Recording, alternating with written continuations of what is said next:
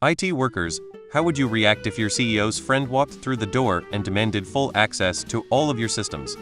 I would do my job. I'd ask him for written authorization from the CEO, since the friend is not an employee with proper clearance. I would ask the CEO to personally approve this, and I would keep it as a record if he insisted on the access. Otherwise, the friend can fuck off. I would say he needs to talk it over with the IT director. I don't even have access to all of the systems, which is why any good IT department practices least user privilege. Same as any other policy exception. Request to management and InfoSec for approval.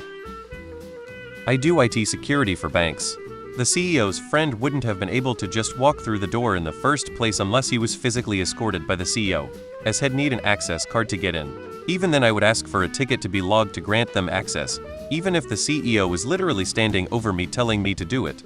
I wouldn't even accept an email as authorization, as that's pretty much right out of the Fisher's playbook.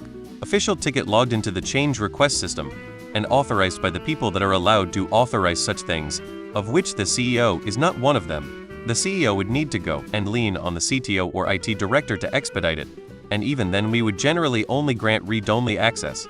The whole point of process like this is so that no one can do an end run around it. It's all about audit trails and accountability.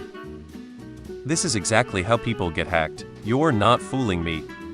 I'm calling my boss, they'll probably call their boss too, and the only way I'm doing anything that's under my control is if I get in writing and signed by basically the entire chain of command above me. How did you get in here? I'm calling security. Where did you park? They tow. I have denied my manager access to a system before. It resulted in a bunch of shouting back and forth. But in the end, he still didn't get access. Point him to the IT director and leave that problem to him. That choice is a couple of pay grades too high for me to make. I would say no. Then I would cite legal reasons for protecting my data. Then I would go to lunch and avoid that person and the CEO. Then I would probably get fired. Fuck it though, I've been fired for stupider reasons. No, and that's not imaginary. I had a 20-year career in IT as one of the gatekeepers, and I turned away access many times and received all sorts of threats for doing it. Didn't care. I've turned down C-level people before, even when they threatened to fire me, knowing I was doing my job and wouldn't actually be fired. Disclaimer. These were companies I trusted to do the right thing. I'm certainly not suggesting any government worker should trust what anyone in the Trump administration is going to do. I wouldn't care if Elon Musk himself approached me with threats. I'd tell him to fuck off. Are we talking about Elon Musk? I feel like we're talking about Elon Musk. I would ask why he's in my fucking house. If some random dude claiming to be the CEO's friend came to me, I would say no.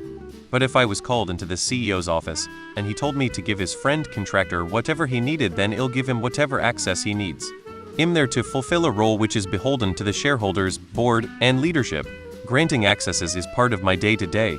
It's on someone else, CEO, to approve the access request and writing JIRA. It's on security team and legal team to deny the request. I'm just a button pusher with no say. This is not the same situation given that your question is political in nature, in something that should be a federally regulated position beholden to congressional approvals, not presidential. And Department of Justice security clearances depend. Where I work, I'd pick up the phone and dial 555, which would get me the security office. Then I'd tell them I had an intruder in my office claiming to be the CEO and demanding access to classified information. That should do it. Generally, my line manager doesn't have access to what I am working on. Currently, he's also my program manager. But when he's not on my programs, he doesn't get access either. Me, hey boss, is this okay? Boss, yes me. Okay. After checking with the CEO, I'd say knock yourself out or pound sand, whichever was appropriate. Not my circus, not my monkeys. No problem, please put the access request in a ticket, we'll get it approved and get you access ASAP. Tell him that I can't authorize that access.